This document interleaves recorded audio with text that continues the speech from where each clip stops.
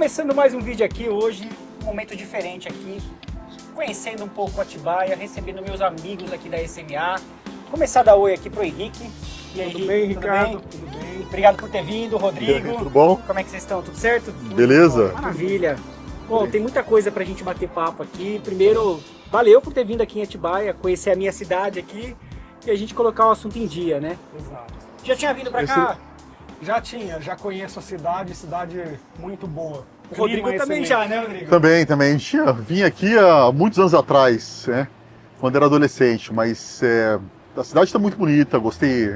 Tá muito legal, muito legal. E a gente tá falando, né, nos bastidores aqui que entrar em São Paulo é sempre um desafio, né? É melhor quando a gente vem pros interiores, que a gente consegue andar mais fluido aqui nas estradas. Não, qualidade de vida é outra, né? É muito bacana. Ricardo, obrigado pelo convite, mais uma vez aqui, conversando com a Energy Channel. É um prazer conversar com vocês e falar um pouco sobre o mercado de armazenamento de energia e contribuir um pouco com esse assunto que está no momento agora, principalmente que está vindo o LR Cap, um movimento aí, um leilão que vai movimentar muito investimento nos próximos meses. Com toda certeza, a gente vai falar disso aqui com bastante profundidade aqui para trazer muita novidade para vocês. Henrique, agora então você se apresenta para a câmera, fala um pouquinho sobre você na SMA. Bom, muita gente já te conhece, porque você já tem uma jornada dentro da SMA, né? Conta pra gente. Isso, eu já estou na SMA há 5 anos, né? No mercado solar há mais de 10 anos, no setor de energia. E sou responsável pela área comercial da SMA aqui no Brasil. Bacana, então tem muito trabalho pela frente aí, hein? Exatamente, e com as oportunidades agora de armazenamento. Tá, então falando assim, hoje quando a gente olha para as questões de estabilidade sistêmica, quando a gente olha para a questão de grid forming, né, muita gente ainda desconhece sistemas, né? Quando a gente começou lá atrás do solar, não falava nisso, né? A gente nem falava o que é uma estabilidade de rede, o que é um grid inteligente, por que isso? Então, vou começar com essa pergunta aqui, por que isso é importante? Bom, o Brasil vive um momento agora que ele tem excesso de geração renovável no Brasil, tem uma característica muito específica, né?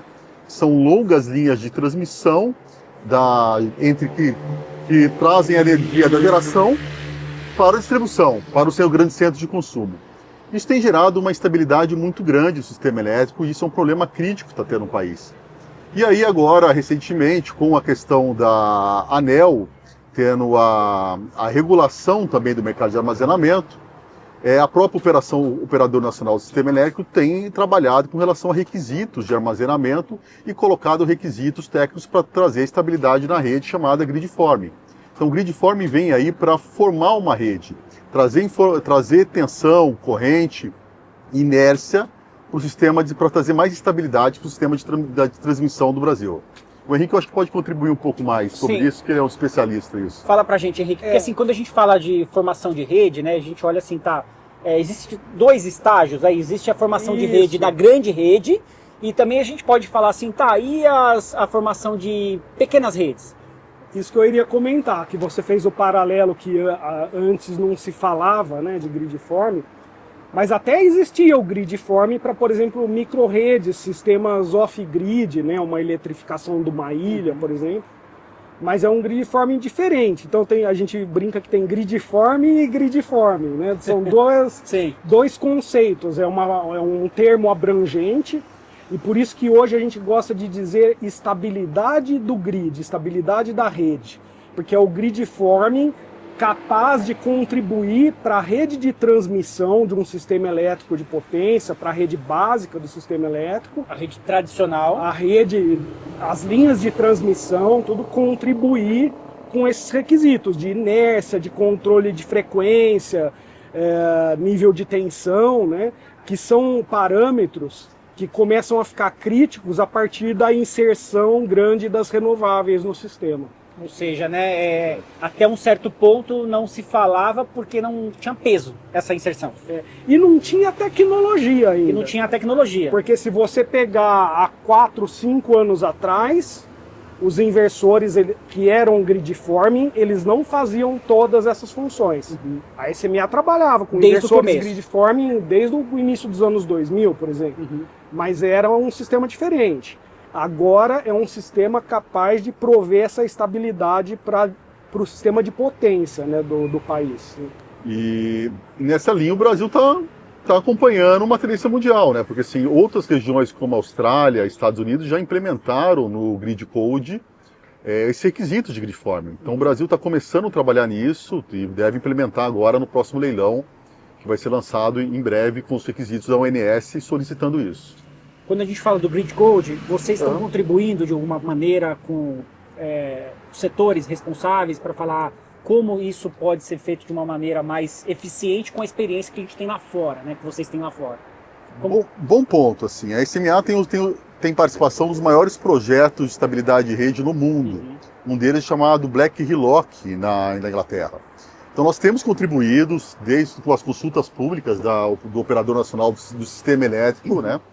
Contribuindo com características e exemplos de projetos com base nesse know-how que a SMA tem de 40 anos no segmento, trabalhando com eletrônica de potência e conversão de potência. Henrique, qual é a diferença quando a gente fala de soluções tradicionais, que é grid following, e grid forming, no contexto do SIM brasileiro?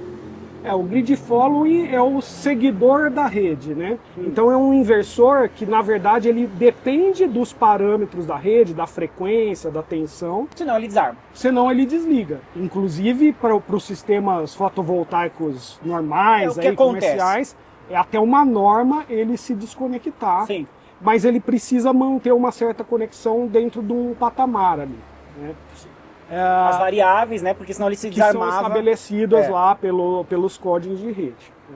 O grid forming, na verdade, ele passa a atuar ativamente para o sistema. Então, ele gera a tensão, ele trabalha como uma fonte de tensão para proporcionar essa estabilidade da rede. Tá? Então, o grid forming, inclusive, há poucos inversores no mercado que efetivamente trabalham dessa forma, que eles não correm o risco de, numa falha do sistema, como foi aquele blackout de agosto de 23, tudo, sair fora, né? O objetivo agora de usar os sistemas de BESS, de armazenamento, é usar essa tecnologia para prover mais estabilidade. Justamente para fazer o contrário, né? Fazer o contrário. Ao invés de desconectar, que daí, naquela situação das renováveis, houve uma desconexão em cadeia, né, no sistema, daí prejudicando o sistema.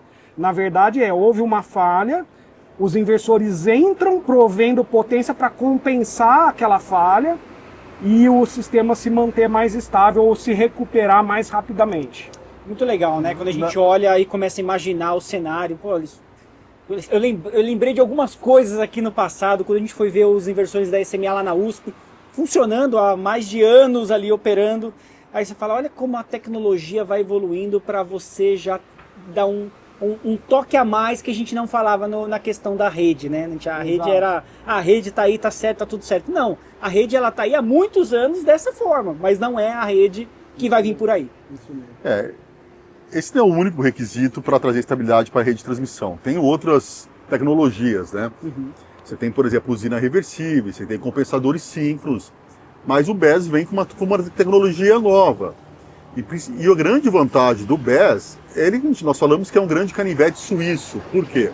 Porque além de prover essas funções de estabilidade da rede, ele permite outros tipos de receitas. Vão permitir as transmissoras ou as geradoras terem outras fontes de receitas com essas funcionalidades extras, que é uma característica do modelo de negócio para quem vai investir em BESS, por exemplo, nesse cenário. Controlar o fluxo, quando a energia sai, quando ela entra no BESS, isso é interessante também, vai aparecer uma série de opções que já se usa em outros mercados. Isso aí. Quando a gente fala projetos acima de 30 MW, eles começam a ter uma questão técnica, uma exigência maior, mais rigorosa. E como a SMA está estruturando esse perfil de demanda, quando a gente fala de projetos acima de 30 MW? Olha, os projetos maiores que são conectados na rede básica, que é regulada pelo ONS, né, há uma série de requisitos, né, para prover da forma que o sistema deve funcionar, né, isso tudo que a gente está falando, para garantir a estabilidade da rede, que sistemas menores, de inversores de menor potência, não são capazes de realizar, né?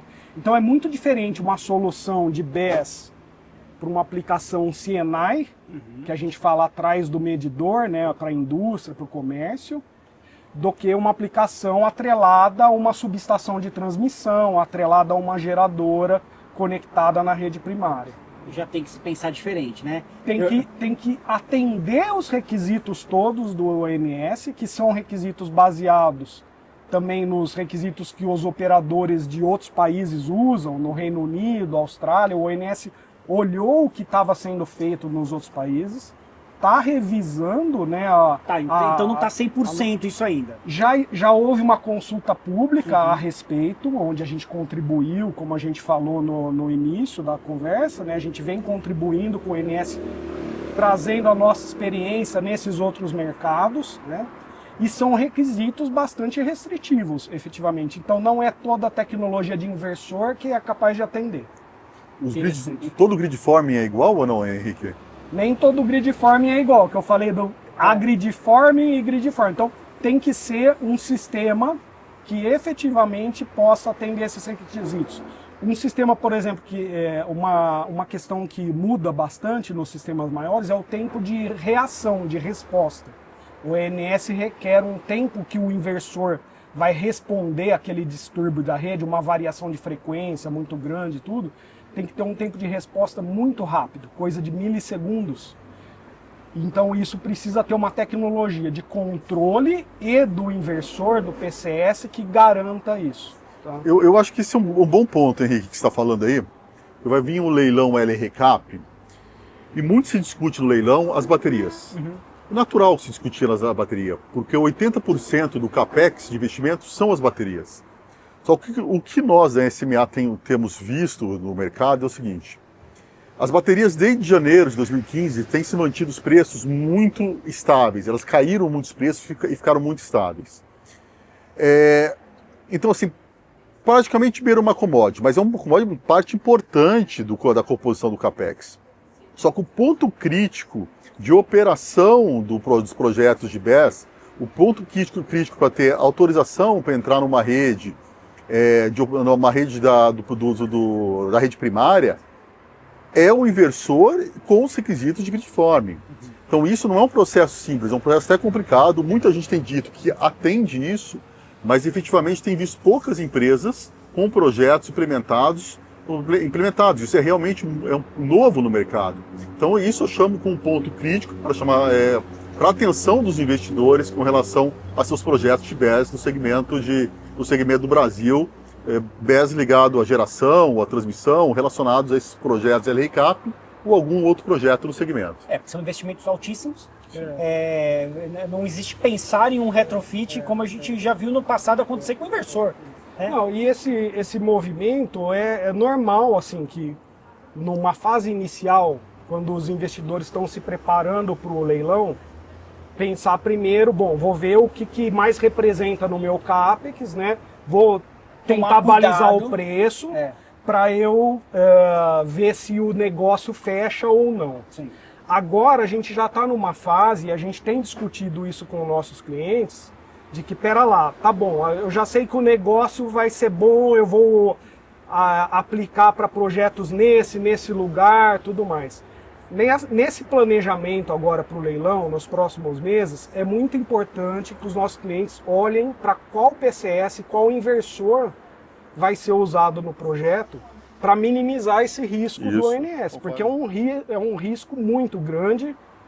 Você assume um compromisso gigantesco. Altas penalizações, né? Penalizações, né? Que podem inviabilizar o negócio. Então a tecnologia faz diferença. A gente fala que tem que mudar o foco agora um pouco. Todo mundo já estudou bastante as baterias, a eficiência das baterias, a vida útil das baterias, as garantias que precisam ser dadas para as baterias. Mas pouco se vem falando dos inversores nos projetos. Sim. Então agora se faz necessário essa abordagem, mudar o foco para os inversores. Exato, porque, de novo, né? A gente fala das baterias, ok, fez todos os estudos, aí chega no inversor, a gente fala, será que ele está cumprindo todos os requisitos? Isso. E se eu fizer a escolha errada da tecnologia? Será que em algum momento isso vai impactar completamente o meu investimento? E as respostas geralmente caminham para um sim, né? Quando a gente fala do Power Plant Manager, o que é o PPM, né? E como isso é uma peça-chave? O PPM é o nosso controlador da planta, né? Então a gente chama de Power Plant Manager. Tá? Quando a gente estava falando da importância desses requisitos, não adianta olhar só o inversor também, tem que olhar o controle dessa planta. Quem vai estar recebendo os comandos do ONS sobre carga, descarga, prover um determinado serviço ancilar, os tempos de resposta, dependem muito desse controle e desse controle integrado com o inversor. Isso é a gestão da energia? É a gestão do serviço de estabilidade de rede, né? Pode fazer a gestão da energia, mas no cenário, né, hoje do leilão de capacidade, além do despacho de potência de energia, o ONS requer que o sistema esteja pronto para fazer um controle de uma variação de frequência, né, o ROCOF, né, que é uma variação muito rápida de frequência, a questão da prover inércia, prover controle de nível de curto-circuito, com aqueles tempos de resposta muito curtos. Então, se você tiver um sistema de controle que não é eficiente, também não vai funcionar. Inclusive, na homologação, na aprovação da conexão pelo ONS, o investidor, o dono do projeto, precisa apresentar as simulações todas necessárias em software, né, para comprovar esse funcionamento. E essas simulações, elas englobam não só o inversor, mas o inversor com o controle. Tá? Então é muito importante isso. Isso aí, isso é interessante esse ponto aí, porque isso favorece uma arquitetura centralizada, onde você tem nós falamos que há duas topologias de rede com inversor. Uma que são os inversores conectados no próprio container de bateria, que é uma solução excelente, mas muito para trás do medidor, muito para soluções de CNI. Para projetos de LRCAP, ou projetos no sistema que vai conectar com o sistema primário, é mais interessante um sistema que você tem um inversor centralizado, porque isso te permite você ter independência nessa homologação, nessa certificação com a ONS. Caso tenha algum momento você tenha que trocar o inversor ou fazer um upgrade de bateria, você tem um sistema agnóstico e já homologado. Dificilmente você vai... É um complicador, por exemplo, ter um sistema que você troca o inversor, tem que homologar toda a sua planta novamente com a ONS, que é um processo de meses, né, de risco de ter autorização ou não. Então esse eu acho que é um ponto relevante aí. A nossa solução, ela provê essa independência das baterias, né? Então, uma vez o projeto homologado no ONS, se o investidor quiser até optar por um outro fabricante de baterias depois, ele pode. A gente já viu casos de clientes em outros países e tudo mais, que eles optam por já fechar o projeto para poder fazer o bid do leilão. Ele já meio que define os fornecedores de PCS do inversor e deixa para definir o fornecedor de baterias depois. Então, essa solução centralizada propicia isso. Você não fica amarrado o inversor às baterias. Porque tirar o foco de olhar para a bateria como Exato. o principal gargalo aí, né? Tudo bem que ela é o peso. E tem até uma questão financeira aí, a gente discutindo com uma consultoria importante do setor, tem até uma questão financeira estratégica, que ele pode já fazer o pré-contrato com o fornecedor de PCS, ele vai ter um desembolso só da parcela menor ali referente ao down payment do PCS e deixar a negociação da bateria mais para frente. Tá? Então até financeiramente... É uma arquitetura financeira. É interessante essa solução, até nesse ponto. E tecnicamente, se pegar, por exemplo, uma bateria, um projeto de bateria do ano passado, as baterias não tinham capacidade de 3 MB. Sim. Esse ano as baterias que estavam sendo projetadas, consideradas do projeto do ano passado, já estão obsoletas. Já não servem mais para projetos. As baterias são 6 megas ou mais do que isso. Ou mais, Então, é difícil num projeto de 10 anos você conseguir definir qual a bateria agora para a expansão e etc. Interessantíssimo, hein? Tá. Se a gente conversar daqui 6 meses, a conversa pode mudar completamente. Total. Tá muito rápida a evolução, viu? Mas aí tem um ponto importante. A SMA tem uma equipe grande na China, Ricardo. Temos mais de quase umas 20 pessoas e cada uma com o Key Account conversando com cada fabricante de bateria. Porque assim, antes de lançar ou estar no desenvolvimento da bateria, a SMA já está em contato com os fabricantes, principais fabricantes, para fazer uma integração do inversor com a bateria, para quando ela estiver no mercado já estar apta e tendo a comunicação e funcionamento. Então a gente pode afirmar que a gente está saindo de um modelo passivo de usinas para um modelo onde ela passa a ser efetivamente contribuir para a formação da estabilidade da rede, porque ela é um ativo inteligente, ela passa a trabalhar isso com a rede de uma forma mais gerencial. É exatamente isso. É exatamente isso. E o cenário do leilão, inclusive, e na verdade o cenário da tecnologia de armazenamento, né? Ela abre também o segmento de armazenamento, ele não engloba só geradoras, ele engloba também transmissoras, porque os projetos podem efetivamente ser um ativo de transmissão.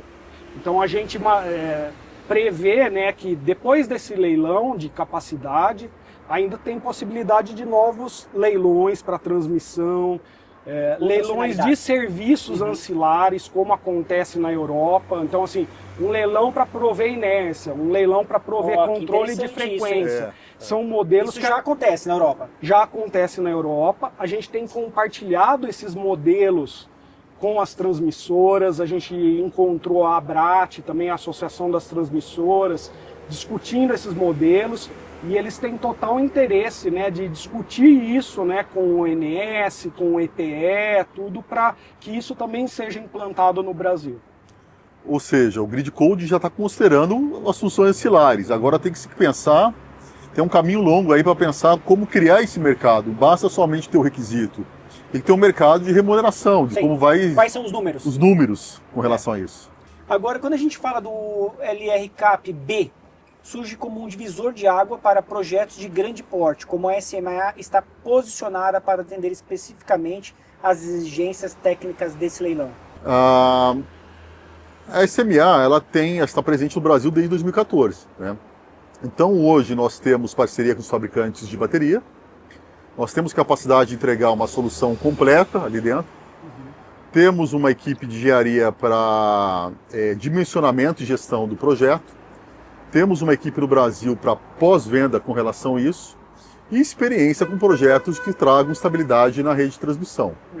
Então a SMA está apta para poder contribuir aí com projetos, para quem busca projetos, um fornecedor com estabilidade, garantia técnica de funcionamento, a SMA está pronta para isso. Na prática, quais capacidades técnicas são determinantes hoje para que um projeto seja competitivo dentro do LRCAP-B?